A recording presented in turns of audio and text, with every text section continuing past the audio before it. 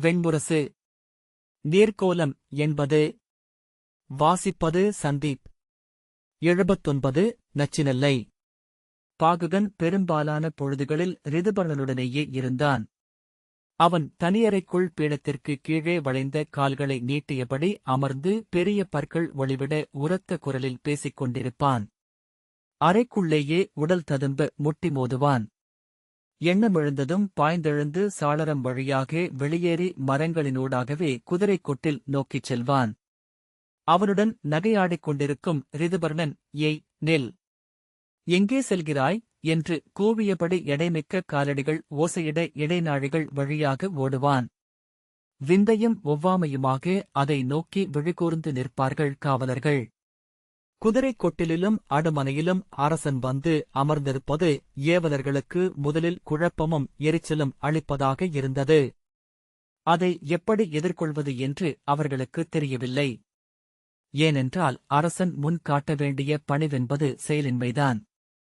அடுமனை வேலைகள் அவன் வந்ததுமே நிலைத்தன. ஆனால் அவர்களை அவன் ஒரு பொருட்டாகவும் எண்ணவில்லை. பாகுகனுடன் மட்டுமே அவன் பேசிக் கொண்டிருந்தான்.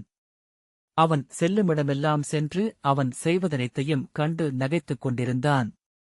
பாகுகன் அவனை அரசே என்று அழைத்தாலும் தோழனென்றே நடத்தினான். அடுமனையில் முதலாக சிக்கிமுக்கிக் கல்லை உரசி எரியெழுப்பிய போது ரிதுபர்ணன் உடலெங்கும் பரவிய ஆழ்ந்த உவகை ஒன்றை அடைந்தான். விறகெடுக்கவும் உப்புப்புளி கரைக்கவும் பேரார்வத்துடன் கற்றான். அவனே சமைத்து முதல் புளிக்கரைசலை உண்டு அடுமனையாளர் முகம் மலர்ந்தபோது உரக்க நகைத்தான். அவன் சொல்லை புரிந்து கொண்டு முதுபுறவியாகிய சாரதை முறையாக செவிதிருப்பி தலையசைத்த போது இரு கைகளையும் விரித்து கூச்சலிட்டு துள்ளிக் குதித்தான். அடுமனை தொழிலும் புறவி பயிற்றலும் அவனை உளம் மாற்றின. எதை நோக்குகிறோமோ அதுவென்றாகும் உள்ளம் அவனை அடுமனையில் அனைத்தையும் தொகுத்து அனைத்திலும் இருந்து எழுவதொன்றை நோக்கிக் கொண்டு சென்றது. புறவியுடன் எழுந்து திசை என விரிந்தது. அடுமனையாளர் அவனிடம் இயல்பாகப் பேசி களியாடலாயினர். அவன் வருகையை முன்னரே அறிந்து புறவிகள் செவிதிருப்பி கால் மாற்றி மெல்ல கனைத்தன. ஒவ்வொரு நாளும் அவன் அன்று செய்ய வேண்டிய ஒன்றை எண்ணியபடி விழித்தெழுந்தான். விழி அயர்வது வரை அன்று செய்தவற்றைப் பற்றியே சொல்லிக் கொண்டிருந்தான். அமைச்சரிடம் ஒவ்வொரு நாளும் எய்துவதற்கு ஒரு வெற்றி தேவை மானுடனுக்கு. அதை இத்தனை காலம் கடந்த பின்னரே உணர்ந்தேன் அமைச்சரே என்றான். என்றோ வரும் வெற்றிக்காக ஒவ்வொரு நாளையும் செலவிடுபவன் துயரிலிருக்கிறான். இறந்தபின் பேசப்படுவதற்காக வாழ்பவன் வீணாக அழுகிறான். முகுந்தர் விடை இதைவிடவும் மிக எளியது அரசே. தன் கைகள் வழியாக எதையேனும் உருவாக்காதவன் வாழ்வதில்லை என்றார். அவன் வெடித்துச் சிரித்து உண்மை என்றான். முகுந்தர் புன்னகைத்து, உங்கள் விழிகள் மாறிவிட்டன அரசே என்றார். கண்களுக்கு கீழே இருந்த வளையங்கள் அகன்றுவிட்டன. மூச்சிறைக்காது நடக்கிறீர்கள். அது தன் மகாசுரணத்தின் வெற்றி என உளமகிழ்கிறார் மருத்துவர் குந்தலர். நான் அதை கலைப்பதுமில்லை. உண்மையில் நான் இப்போது அரிதாகவே மது வருந்துகிறேன். பகடி செய்யாமலும் உளம் மயங்காமலும் சலிப்பை வெல்பவனே வாழ்வியல் உவகையை அறிந்தவன் என்று நேற்று எண்ணிக்கொண்டேன் என்றான். அவையினருக்கு அவனிடம் வந்த மாறுதல் முதலில் ஒவ்வாமையை அளித்தாலும் அவனிடம் எப்போதுமிருந்த கசப்பும் எரிச்சலும் அகன்றதைக் கண்டு அவர்களும் உவகை அடைந்தனர். இப்போது நாம் சொல்வதை செவிகொள்கிறார். மறுமொழிகளில் பொருளிருக்கிறது. எவரால் வந்தது என்றால் என்ன? இந்த மாற்றம் நன்றே என்றான் படைத்தலைவன் ரித்ரன். துருமன், நான் எப்போதும் சொல்வதுதான். புரவி பயிலும் பொழுது கூட ஆண்மகன் நிமிர்வடைகிறான். இன்றுதான் அதைக் கற்றுக்கொண்டிருக்கிறார் என்றான். சிற்றமைச்சர் பிரதீபர் மட்டும் முகம் சுளித்து, அரசனின் ஆர்வம் நெறி நிறுத்துவதிலும் வளம் பெருக்குவதிலும் பகை கடிவதிலும் மட்டுமே நிற்க வேண்டும் என்கின்றன நூல்கள். அடுமனை தொழில் அடிமைக்குரியது. புரவி பேணுதல் அண்டி வாழ்வோர்க்குரியது. 1000 ஆண்டுகளாக அவர்கள் செய்து அத்தொழிலின் ஒவ்வொரு அசைவிலும் சொல்லிலும் அப்பண்புகள் குடியேறியிருக்கும். அதைச் செய்யும் அரசன் அவனை அறியாமலேயே அப்பண்புகளைத்தான் பெற்றுக்கொள்கிறான் என்றார். பேரமைச்சர் புன்னகைத்து, பாரத வருஷத்தில் பாதியை வென்ற நளன் அடுமனையாளன் புரவி பேணுனன் என்றார். ஆம், ஆனால் அவன் நிஷாதன் என்றார் பிரதீபர். நிஷாதன் அல்லவா அச்செயல்களின் தீய பண்புகளைப் பற்றி மேலும் அஞ்ச வேண்டியவன்? க்ஷத்திரியர்களுக்கு குலக்குருதியின் காப்பு உள்ளது என்றார் முகுந்தர். பிரதீபர் நளன் நாட்டை பேணிக் கொள்ளவுமில்லை. அவன் தமயந்தியை இழந்ததும் நாடு துறக்க நேரிட்டதும் கூட புரவியும் அடுப்பும் அளித்த தீய பண்புகளால்தானோ எவர் சொல்ல முடியும் என்றார். தொழிலே வர்ணங்களை ஆக்குகிறதென்பதனால் தொழில் மாற்றம் வர்ணங்களை அழிக்கும். நான் சொல்லாட விழையவில்லை. அது என் வழி அல்ல என்றார் முகுந்தர். ஆனால் அரசியலை நேரடியாக அரசியல் வழியாக எவரும் கற்றுக்கொள்ள முடியாது. ஏனென்றால் அது மிக மிக விரிந்தது. அதன் அலகுகளும் கிளைகளும் எண்ணற்றவை. அதில் ஒரு நெறியைக் கண்டடைய பல காலம் ஆகும். அரசியலை ஒரு கையால் ஆற்றியபடி பிறிதொரு கையால் ஏதேனும் தொழிலையோ கலையையோ ஆற்றுபவர்கள்தான் அரசியல் நெறிகளை எளிதில் கற்றுக்கொள்கிறார்கள். பிரதீபர் வியப்புடன் தலையை ஆட்டினார். அவரால் சொல்லெடுக்க முடியவில்லை. மருத்துவமும் விற்தொழிலும் வானியலும் துணை வேதங்கள் என்பதை எண்ணுக. அவை சிற்றொரு கொண்டு வந்த வேதங்கள் என்றே நூலோர் உரைப்பார்கள். வேதம் அளிப்பதை துணை வேதம் அளிக்க முடியும் என்றார் முகுந்தர். ராகவராமன் வில்லால் அரசியலை அறிந்தான். அவன் எதிர் நின்ற ராவண பிரபுவோ வீணையால் அதை அறிந்தான். பிரதீபர் மீண்டும் தலையசைத்துவிட்டு அடுமனையில் எனத் தொடங்க நளன் களத்தை புரவியாலும் அவையை அடுமனையாலும் அறிந்தான் என்கிறார்கள் என்றார் முகுந்தர். பிரதீபர் சினத்துடன் அடுதொழில் துணைவேதமா என்றார். எந்தக் கலையும் வேதந்தொழித்து உருவானதே. எச்செயலும் முழுமையை நோக்கி தவமெனச் செல்லுமென்றால் கலையே என்றார் முகுந்தர். இது முதுமையின் மெத்தனம். அதை நிகர்நோக்கும் கனிவு என விளக்கிக் கொள்கிறீர்கள் என்றபடி எழுந்து சென்றார் பிரதீபர். நானும் இவ்வாறு எழுந்து சென்றவனே என்று முகுந்தர் சிரித்துக்கொண்டே சொன்னார். அடுமனையாளனாகவும் கொட்டில் சூதனைப் போலவும் மாறிக்கொண்டே சென்ற ரிதுபர்ணன் ஓரிடத்தில் அதன் எல்லையொன்றைக் கண்டதும் திரும்பி சினந்து பாகுகன் மேல் பாய்ந்தான். அவனை அறைந்தான், வசைபாடினான். அவன் மேல் உமிழ்ந்து எட்டி உதைத்தான். அடுமனையாளரும் சூதரும் அதை எப்போதும் அஞ்சியிருந்தனர். அவ்வச்சத்தாலேயே அவனை அவர்கள் அணுகவில்லை. பாகுகன் அதை ஒரு பொருட்டாகவே எண்ணவில்லை. 4 நாள் ரிதுபர்ணன் அவனை வெறுத்து ஒதுக்குவான். காணும்போதெல்லாம் இழிவு செய்வான். கட்டு அருந்து அவன் பாகுகனை தேடிச் சென்று மீண்டும் இணைகையில் அதுவரை நிகழ்ந்த தடமே பாகுகனில் எஞ்சியிருக்காது. இவனுடைய இந்த முழுப்பணிவுதான் எனக்குத் தேவையாக இருக்கிறதா? அவ்வாறென்றால் நான் ஆணவம் கொழுத்த கீழ்மகனா என்றான் ரிதுபர்ணன். முகுந்தர், அல்ல, அரசே. நீங்கள் அனைவரையும் அவ்வாறு நடத்துவதில்லை. அவன் உங்கள் மறு எல்லை என்றார். ரிதுபர்ணன் அவரை களைத்த விழிகளுடன் நோக்கினான். அரசே, நீங்கள் மரபும் குலமும் நாடும் கொண்டு பிறந்தவர். கோல் கொண்டு அரியணை அமர்ந்து நாடாள்பவர். முழுமையான அரசர். நோக்குக, ஆணென பிறந்த அனைவருமே சற்றேனும் அரசர்கள்தான். பணியாளரிடம், மனைவியிடம், மைந்தரிடம், குறைந்தது எளிய இரவலனிடமோ வளர்ப்பு விலங்குகளிடமோ அவன் சற்று அரசனாகி மீள முடியும். பாகுகன் முற்றிலும் அரசனல்லன். உங்கள் ஈர்ப்பும் கசப்பும் அதனாலேயே என்றார் முகுந்தர். இவ்விளக்கங்கள் சலிப்பை அளிக்கின்றன. இது விளக்கப்படாமலேயே இருக்கட்டுமென தோன்றுகிறது என்றான் ரிதுபர்ணன். அப்படியென்றால் நீங்கள் வினவவும் கூடாது என்றபடி முகுந்தர் எழுந்து கொண்டார். ரிதுபர்ணன் எழுந்து அவருக்கு விடை கொடுக்கையில் அது அவன் கையின் சமையல். அந்த மனம் பிறிதவராலும் உருவாக்கப்பட இயலாதது என்றான். அவரை முற்றிலுமாக மறந்து பீடத்தில் கிடந்த சால்வையை எடுத்தணிந்து கொண்டு நடந்தான். அவர் அவன் செல்வதை புன்னகையுடன் நோக்கி நின்றார்.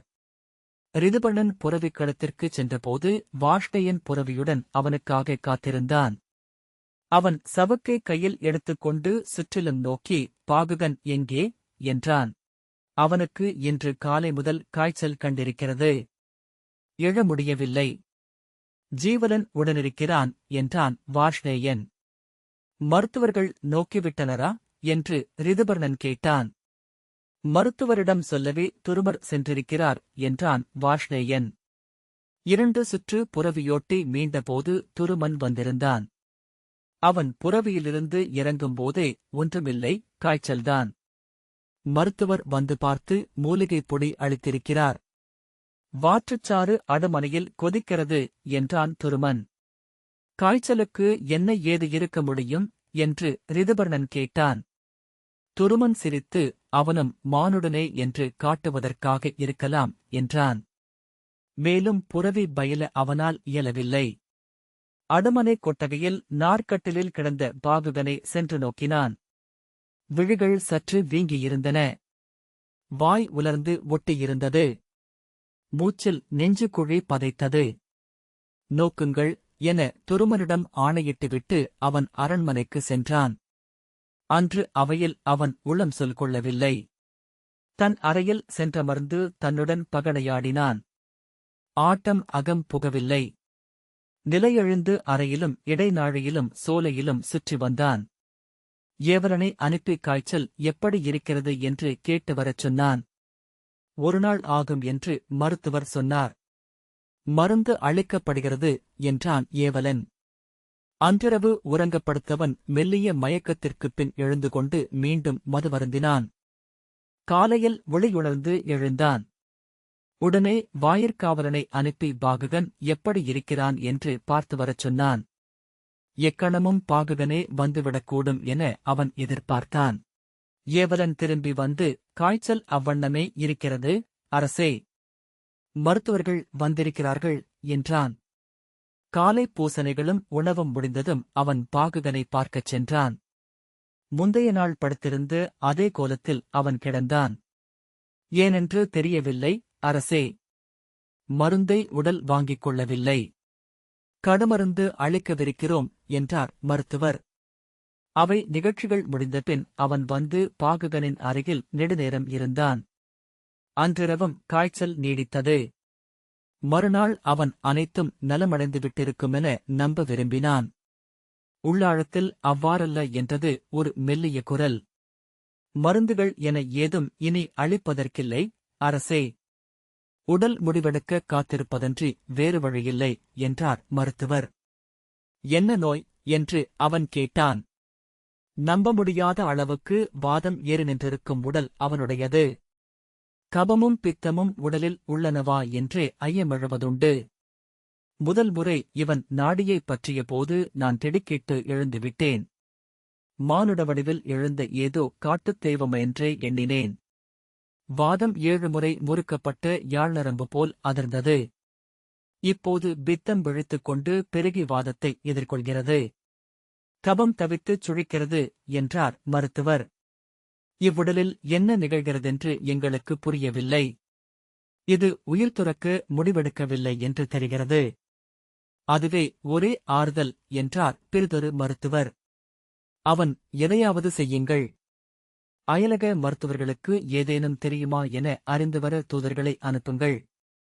எத்தனை மருத்துவர்கள் வந்தாலும் நன்றே என்றான். 12 நாட்கள் பாகுகன் கடும் காய்ச்சலிலேயே இருந்தான். அவனை நோக்கி நிற்கையில் அவன் உடல் வளைவுகள் சற்றே சீரமைவது போல தோன்றியது. மருத்துவர்கள் நம்பிக்கை இழந்தனர். அனைத்து வாயில்களையும் மூடிக்கொண்டு விட்டிருக்கிறது உடல். நாங்கள் தட்டித் தட்டி தளர்ந்து விட்டோம் என்றனர். அயலகத்து மருத்துவர்கள் வந்து கொண்டே இருந்தனர். அவன் உடலைக் கீறி நஞ்சுகளை செலுத்தினர். நாவில் பச்சிலைச் சாற்றை பூசினர். மூக்கிலும் பின் வாயிலும் மருந்துகளை செலுத்தினர். திரிகர்த்த நாட்டிலிருந்து ஒற்றனாகிய காகலன் அங்கே காளாமுக நெறியினரான மருத்துவர் ஒருவர் இருப்பதாகவும் அவரால் இயலக்கூடும் என்றும் பறவைச் செய்தி அனுப்பினான். அவர் இதற்கு நிகராக நோயுற்றிருந்த சிலரை எழுப்பியிருக்கிறார். அவரிடம் பேசினேன். காளாமுகர்களுக்கு கங்கையின் கரையில் ஒரு காட்டை அளித்து அங்கு பிற நெறியினர் நுழைவதை தடை செய்தால் வருவதாக சொல்கிறார். அங்கு அவர்கள் கட்டும் ஆலயத்திற்கும் அவர்கள் அங்காற்றும் வழிபடு நெறிகளுக்கும் அயோத்தி காவலாக வேண்டும் என்கிறார் என்றான். அவ்வாறே ஆணை. அவர் வரட்டும் என்றான் ரிதுபர்ணன். மேலும் 18 நாட்களுக்குப் பின் வந்து சேர்ந்த காளாமுகர் இடைவரை விழுந்தலைந்த நீண்ட சடைத்திரிகளும் எரிவிழிகளும் கொண்டிருந்தார். புலித்தோலாடை அணிந்து உடலெங்கும் வெந்நீர் பூசி நெற்றியில் மூவிழி வரைந்திருந்தார். இரு கைகளிலும் மணிகள் கட்டிய நீண்ட முப்புரிவேலும் மண்டையோட்டு இரவு கலமுக வந்து அரண்மனை முற்றத்தில் நின்றார். அவரை அழைத்து வந்த ஒற்றன் அவர் கூரைகளுக்கு கீழே நுழைவதில்லை, மண்ணிலன்றி படுப்பதில்லை என்றான். பிரதீபர் பதற்றத்துடன் ஓடிச் சென்று முகுந்தரிடம் சொல்ல அவர் கைகூப்பியபடி வந்தார். சுடலையரின் காலடிகளைத் தொட்டு சென்னி சூடி, தங்கள் கால்களால் ராமனின் நகர் தூய்மையுறட்டும் சிவனே என்றார். அவர் பாகுவனை நாடி நோக்கிக் கொண்டிருந்தபோது ரிதுபர்ணன் வந்தான். அவர் நோக்கி முடித்து எழுந்து கொண்டு 3 நாட்களில் எழுவான் என்றார். என்ன நோய் என்று தெரியவில்லை என்றார்கள் என்றான் ரிதுபர்ணன். காளாமுகர் நாகநஞ்சு உடலில் ஏறியிருக்கிறது, அதை உடல் எதிர்கொள்கிறது என்றார். நஞ்சுண்டனின் மருத்துவம் எங்களுடையது, விரைவில் இவன் அதை கடக்கச் செய்வேன். என் கோரிக்கைகளை நிறைவேற்றுக. ரிதுபர்ணன் தலைவணங்கி அது என் சொல் என்றான். காளாமுகரின் மருத்துவம் என்னவென்று பிற மருத்துவர்களால் கண்டடைய முடியவில்லை. அவை பெரும்பாலும் உலர் மூலிகைகள், வேர்கள், பூஞ்சைப் பொடிகள், அரிதாக சில வேதிப்பொருட்கள். முன்னிரவில் காட்டுக்குள் சென்று சில மருந்துகளை கொண்டு வந்தார். அவற்றை தீயிலிட்டு புகை எழுப்பி பாகுகன் முகரச் செய்தார். அவன் அதில் மயங்கி ஆழ்மூச்சிழக்கத் தொடங்கிய பின் அவன் இடக்கையைப் பற்றியபடி அருகே அமர்ந்து அவனிடம் மெல்லிய குரலில் பேசிக் கொண்டிருந்தார். அவர் சொல்வன எதையும் அவன் கேட்டதாகத் தெரியவில்லை. அப்பாலுள்ள அறைகளில் இரவுறங்கியவர்கள் விழிக்கும் போதெல்லாம் அவர் சொல்லிக் கொண்டிருந்த ஒலியை கேட்டனர். தவளைக்குழற் போல அவர் ஒரே சொல்லையே சொல்லிக் கொண்டிருப்பதாகத் தோன்றியது. புலரியில் அவர் கிளம்பிச் சென்று மீண்டும் இரவில் திரும்பி வந்தார். 7 நாட்களுக்குப் பின் பாகுகன் கண்விழித்தான். சிவந்த கண்கள் கலங்கி நீர்வழிய உதடுகள் பொருளில்லாமல் ஏதோ சொல்லை கூறிக்கொண்டிருக்க அவன் 2 கைகளையும் விரித்து வானிலிருந்து விழுந்தவன் போல படுத்திருந்தான். அவன் விழித்துக் கொண்டு செய்தியைக் கேட்டு ஓடி வந்த ரிதுபர்ணன் அவன் தன்னை அடையாளம் காணவில்லை என்பதைக் கண்டு திகைத்தான். அவனுடைய முகமும் உடலும் அவற்றுள்ளிருந்த சிறுவனை களைந்து விட்டிருந்தன. அவன் சொல்லிக் கொண்டிருப்பதென்ன என உதடுகளைக் கொண்டு உய்தறிய ரிதுபர்ணன் முயன்றான். அது ஒரு பெயரோ எனத் தோன்றியது. மேலும் 2 நாட்களில் அவன் எழுந்தமர்ந்தான். இன்னொரு நாள் கடந்தபோது பழைய பாகுகன் திரும்பி வந்தான். ஆனால் அவன் துள்ளலிலும் சிரிப்பிலும் ஏதோ ஒன்று குறைவதாக ரிதுபர்ணன் எண்ணினான். அவ்வெண்ணம் ஓரிரு நாட்களிலேயே மறைய அனைத்தும் முன்பிருந்தது போல் ஆயின. அவன் பாகுகனுடன் புறவியாடவும் அடுமனை கூடவும் தொடங்கினான். அவன் நோயுற்றிருந்த நாட்களில்தான் எண்ணி அஞ்சியது எதை என அவன் ஒருமுறை நினைவுதுழாவினான்.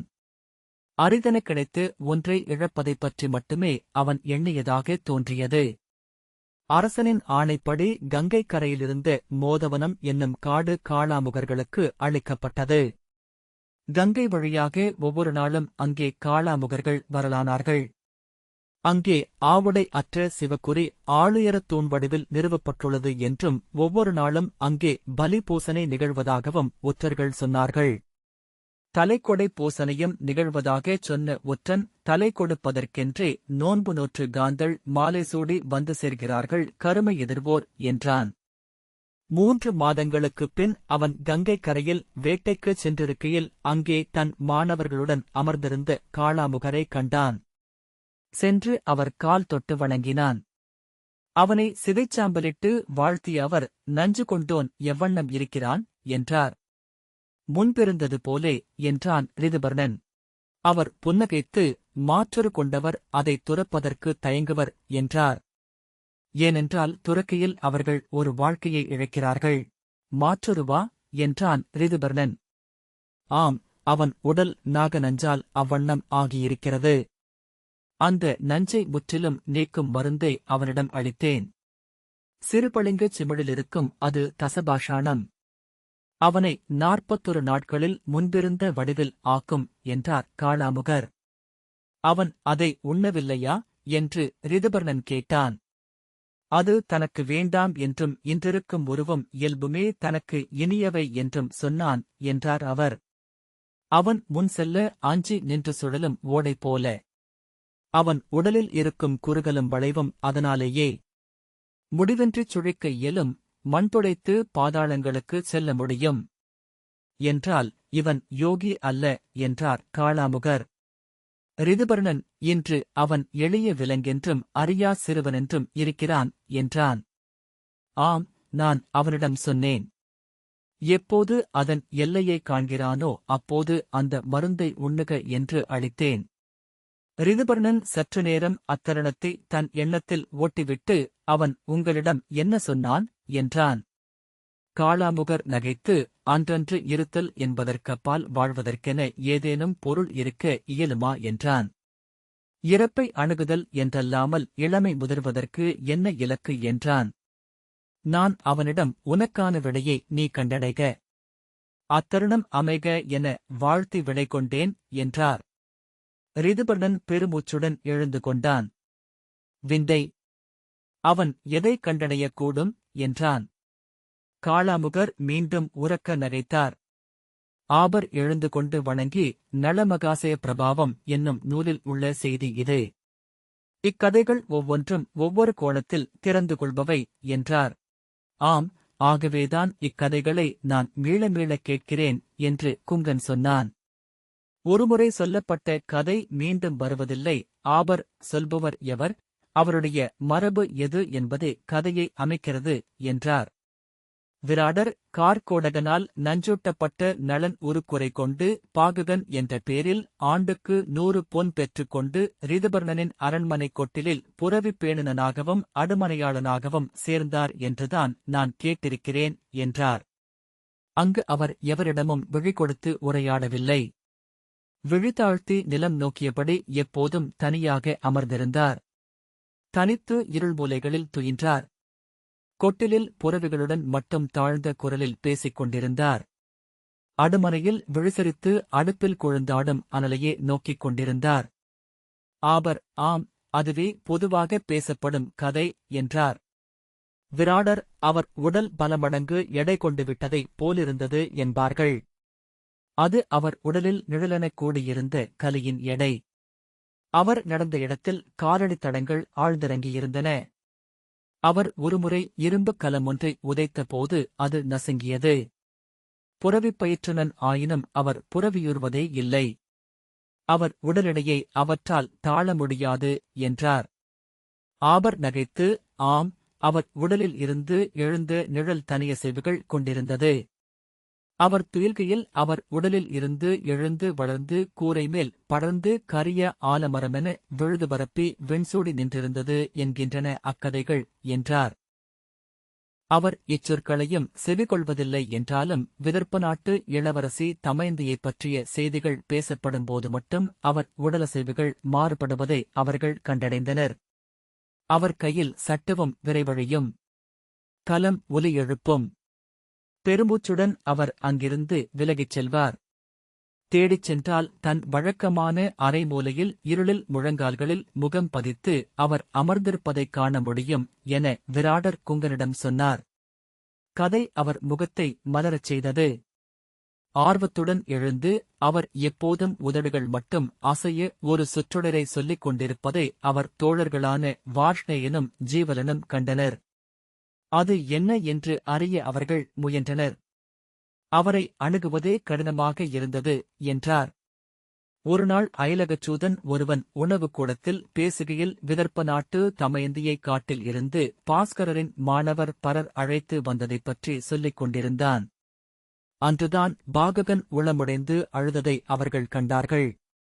தமயந்தி காட்டில் வழிதவறி சித்தம் சிதைந்து அழுது கொண்டும் சிரித்துக் கொண்டும் இருந்தார். தன்னை நாகங்கள் வழுதவரச் செய்வதாகச் சொன்னார். பாஸ்கரர் அவரை தன் தவச்சாலையில் தங்க வைத்தார்.